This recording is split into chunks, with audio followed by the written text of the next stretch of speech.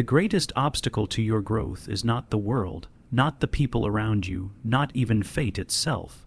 It is your own ego. The ego is the mask you wear, the fragile construction you have built to navigate society, to feel important, to preserve the illusion of control. Yet what is rarely understood is that this very mask becomes your prison. You become enslaved not by reality, but by your idea of who you are. The ego cannot tolerate the unknown. It cannot bear the weight of vulnerability, and so it deceives you. It convinces you that you are safer clinging to your false image than confronting the truth of your deeper self. You see, the ego thrives on division. It separates you from others by insisting that you are superior or inferior, special or insignificant, worthy or unworthy. It separates you from yourself by hiding your fears, your wounds, your instincts in the shadows. And it separates you from life itself by making you believe that you must control everything rather than participate in the mystery of existence. The more you serve your ego, the further you drift from the self, the deeper, eternal source of wholeness within you. This is why so many live in constant dissatisfaction. They chase success, validation, and recognition, only to find emptiness when they achieve them. The ego cannot be satisfied because it is never real. It is a hunger that feeds on itself. As long as you cling to the ego, you will suffer because you are mistaking the mask for the face, the shadow for the substance, the temporary for the eternal. To break free, one must have the courage to watch the ego dissolve. This dissolution feels like death, because for the ego it is death. But in truth, it is rebirth. The moment when the fragments of your being begin to reunite, when the shadow is faced, when the true self begins to speak. Only then can you live authentically, no longer ruled by fear or the need for approval, but guided by something deeper, something eternal. The ego will always resist this transformation, but the alternative is to remain imprisoned in illusions, forever at war with yourself. The ego is perhaps the most seductive illusion in human existence because it convinces you that it is who you truly are. You mistake the mask you wear for the face beneath it. From early childhood, you are taught to shape yourself according to the demands of family, school, and society. You are praised for certain behaviors, punished or rejected for others, and slowly you learn to construct a persona, a socially acceptable image of yourself that can survive in the world. But this persona, though necessary for functioning in society, is not your true identity. It is a fragment, a distortion, a survival mechanism. Over time, you begin to believe that this carefully crafted mask is the entirety of who you are, and in that moment, you become enslaved to the ego. The ego thrives on control. It whispers that your worth is tied to how others perceive you, to your achievements, to your ability to maintain superiority, or at least avoid inferiority. It tells you that if you can keep this mask intact, if you can convince others and even yourself of its solidity, you will be safe. But safety built on illusion is fragile. Every criticism, every failure, every sign of rejection threatens to shatter it, and so the ego becomes defensive, paranoid, and constantly hungry. It feeds on validation, but no amount of validation is enough because the ego is not real. It is a hollow vessel, always leaking, always demanding more. When you are ruled by this mask, you begin to live a divided life. On the surface, you may project confidence, competence, or even kindness. But beneath the surface lie repressed fears, insecurities, and unresolved wounds. You deny these hidden parts of yourself because the ego insists they do not belong to your image. But repression does not erase, it only buries. The parts of yourself that the ego rejects become part of the shadow, gathering strength in silence, waiting for the moment to erupt. And when they do, you do not recognize them as your own. You project them onto others, despising in them what you cannot bear to admit in yourself. This is why the ego is such a dangerous prison. It does not only deceive you about who you are, it blinds you to your wholeness. You live only as a fragment. terrified of the truth that exists beneath the mask. The longer you serve this false identity, the more alienated you become, not just from others but from yourself. You may achieve success, admiration, even power, but you will feel empty because these accomplishments serve only the mask, never the deeper self. Freedom begins the moment you recognize the mask for what it is. But such recognition requires courage because it feels like betrayal of everything you have built. To step beyond the ego means to risk losing the false safety it provides. Yet without that risk, you remain enslaved, forever chasing illusions that can never satisfy. The ego is not your enemy, but neither is it your essence. It is a tool that must be seen clearly, managed, and placed in service of something higher. Until then, it will continue to rule you, and you will mistake the cage for your home. The ego ruins your life by blinding you to your shadow, convincing you that everything undesirable exists outside of you. Instead of acknowledging the darker impulses, insecurities, and fears that lie within, you project them onto the world, seeing enemies, flaws, and faults everywhere but in yourself. This defense mechanism keeps your conscious image clean, but at the cost of truth. You begin to live in a distorted reality, where your frustrations with others are often veiled reflections of your own unresolved conflicts. The ego whispers that you are righteous, that the problem is always out there, and in doing so, it keeps you ignorant of the forces within that truly control you. The longer you deny the shadow, the more power it gathers in the unconscious. Repressed anger transforms into bitterness, unacknowledged envy festers into resentment, and unspoken fear manifests as anxiety. You may believe you are in control, but in truth, you are being ruled by what you refuse to face. This is why people suddenly explode in rage, sabotage their own relationships, or make destructive choices they cannot explain.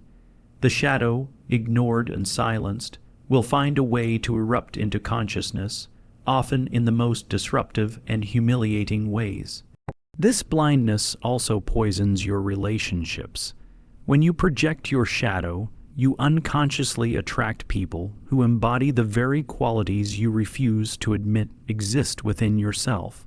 The liar despises dishonesty in others, the coward condemns weakness, and the controlling personality complains endlessly about being manipulated. Without realizing it, you seek out mirrors of your inner world, only to despise them when they reflect back what you cannot bear to see.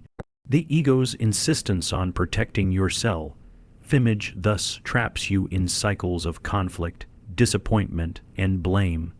But the most dangerous consequence is the loss of growth. True transformation comes only from integrating the shadow, from facing those uncomfortable truths within yourself and making peace with them. When you deny the shadow, you deny the possibility of becoming whole. You live as a fragment, clinging to the light side of your personality while repressing the dark. And in doing so, you cut yourself off from the very energy and creativity that could enrich your life. Many of your hidden potentials are buried within the shadow, disguised as flaws or dangers. The power you refuse to acknowledge remains locked away, and you continue to live half a life. The ego believes it is protecting you by keeping the shadow hidden, but in reality, it is imprisoning you. It convinces you that admitting your darker side would make you unworthy, but the opposite is true. By owning it, you become more real, more grounded, and more capable of navigating the complexity of life.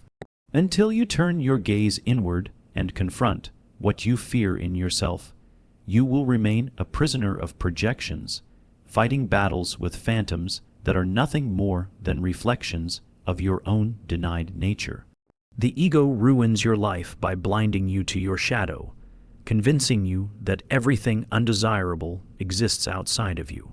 Instead of acknowledging the darker impulses, insecurities, and fears that lie within, you project them onto the world, seeing enemies, flaws, and faults everywhere but in yourself. This defense mechanism keeps your conscious image clean, but at the cost of truth. You begin to live in a distorted reality, where your frustrations with others are often veiled reflections of your own unresolved conflicts. The ego whispers that you are righteous, that the problem is always out there, and in doing so, it keeps you ignorant of the forces within that truly control you. The longer you deny the shadow, the more power it gathers in the unconscious. Repressed anger transforms into bitterness, unacknowledged envy festers into resentment, and unspoken fear manifests as anxiety. You may believe you are in control, but in truth, you are being ruled by what you refuse to face. This is why people suddenly explode in rage, sabotage their own relationships, or make destructive choices they cannot explain. The shadow, ignored and silenced, will find a way to erupt into consciousness, often in the most disruptive and humiliating ways. This blindness also poisons your relationships. When you project your shadow, you unconsciously attract people who embody the very qualities you refuse to admit exist within yourself. The liar despises dishonesty in others, the coward condemns weakness, and the controlling personality complains endlessly about being manipulated. Without realizing it, you seek out mirrors of your inner world, only to despise them when they reflect back what you cannot bear to see. The ego's insistence on protecting your self-image thus traps you in cycles of conflict, disappointment, and blame, but the most dangerous consequence is the loss of growth. True transformation comes only from integrating the shadow, from facing those uncomfortable truths within yourself and making peace with them. When you deny the shadow, you deny the possibility of becoming whole. You live as a fragment, clinging to the light side of your personality while repressing the dark. And in doing so, you cut yourself off from the very energy and creativity that could enrich your life. Many of your hidden potentials are buried within the shadow, disguised as flaws or dangers.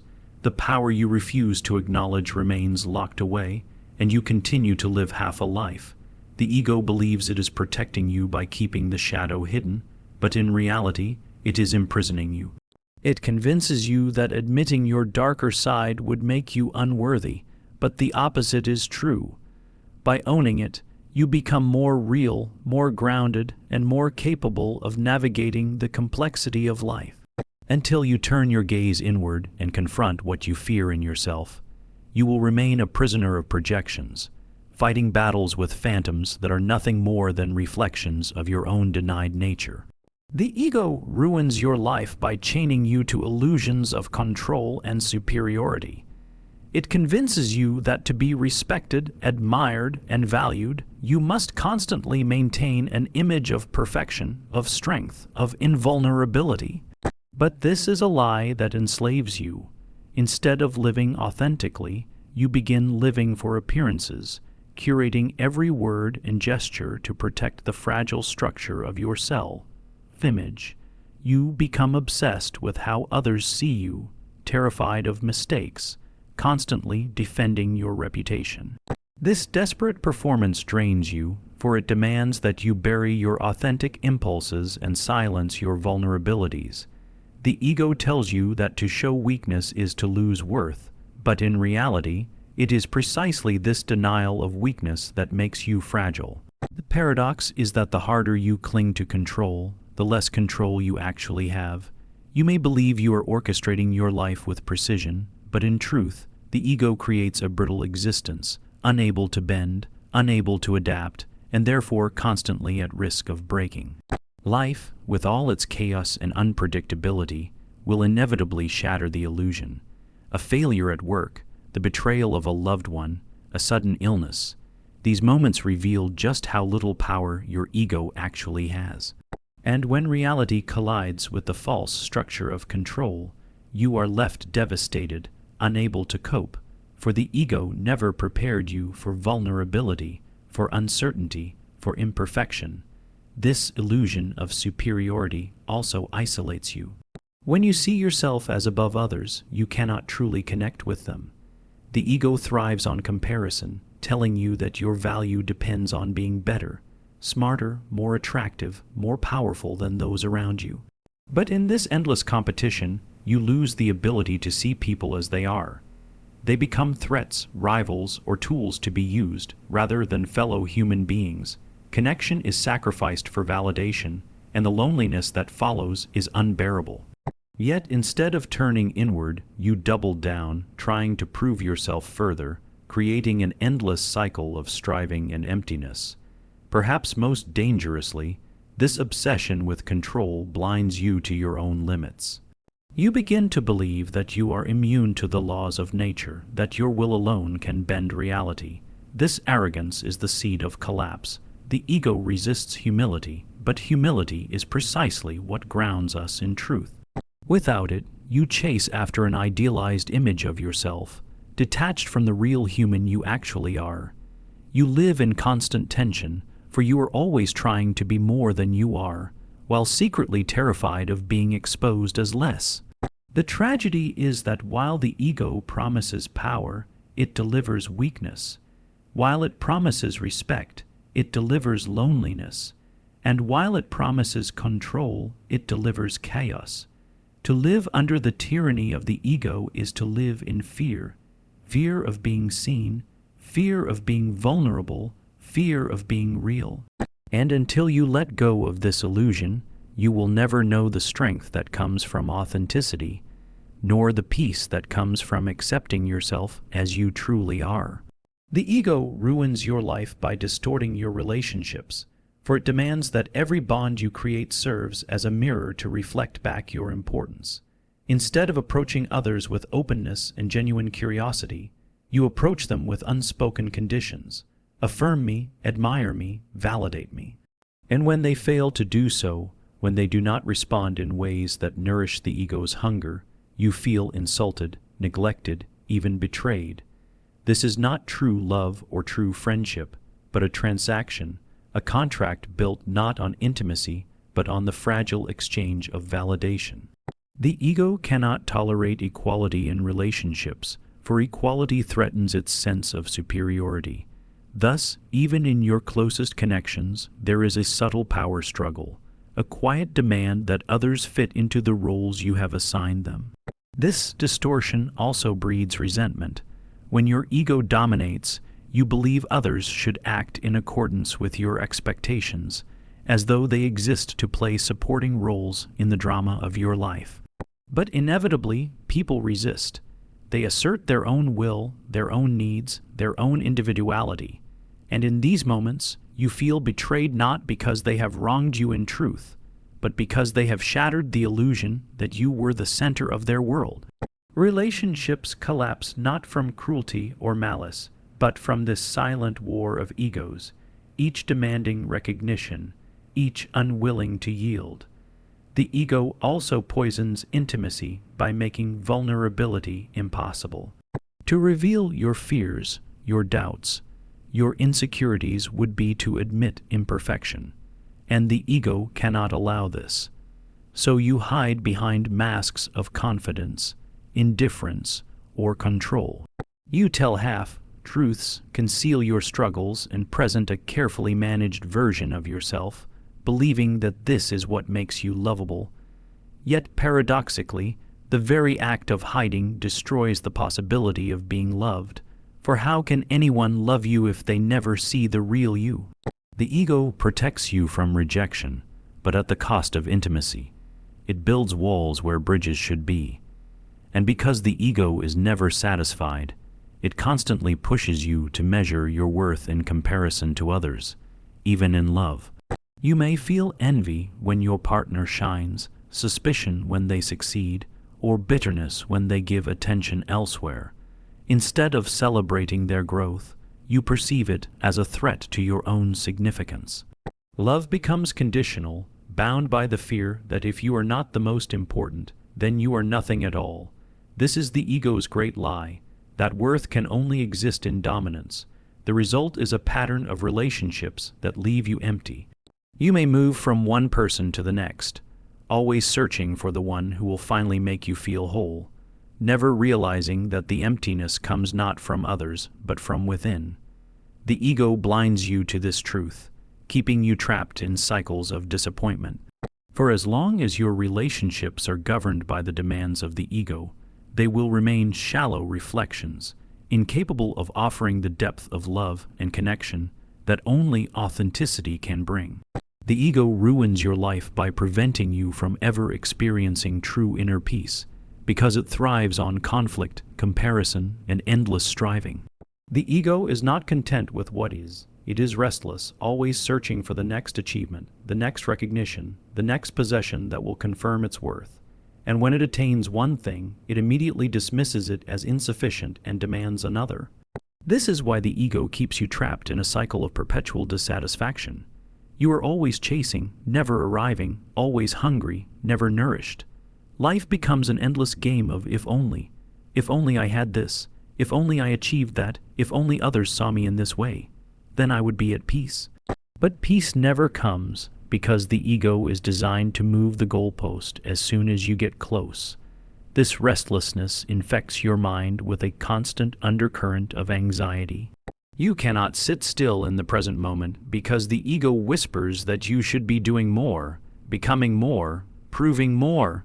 Silence becomes unbearable because it reveals the emptiness beneath the ego's illusions, so you fill your time with distractions, noise, consumption, busyness, anything to avoid confronting the void within. And yet, the more you try to escape it, the more it consumes you. The ego cannot allow stillness because stillness exposes its fraud, that it is not the essence of who you are, but a fragile construction. The ego also prevents peace by tying your sense of worth to external circumstances beyond your control. If your self-image depends on recognition, you will live in constant fear of losing it. If it depends on success, you will live in dread of failure. If it depends on control, you will live in panic when life inevitably defies your expectations. The ego makes you fragile because it anchors your identity to what is impermanent. And so, even when life appears stable, a shadow of fear lingers, for deep down you know how easily it can all collapse. This inner war spills outward, for the ego thrives on division. It pushes you to see life as a competition, others as rivals, the world as a threat to your status. Peace cannot flourish in a mind that interprets existence as a battlefield. You may achieve victories, but they will always be temporary, and every victory will plant the seeds of a new conflict. The ego convinces you that peace will come after you win. But in reality, it ensures that winning never satisfies. True inner peace, the kind that endures regardless of circumstance, cannot be reached while you are ruled by the ego. For peace is found not in proving yourself, but in transcending the need to prove anything at all. It is found when you step outside the ego's endless chase and realize that you are not the fragile mask you present to the world, but the deeper self that has no need to defend, compare, or control. The tragedy is that as long as the ego governs your life, you will not only lose peace, you will not even know what true peace feels like. The ego ruins your life by sabotaging your relationships because it makes authentic connection impossible.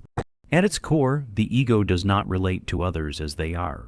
It relates to them as mirrors, as tools, as extensions of itself. It is less concerned with truth than with validation, less concerned with love than with control. When you approach others through the lens of ego, you do not see them as independent beings with their own depths. You see them as instruments to reinforce your own identity.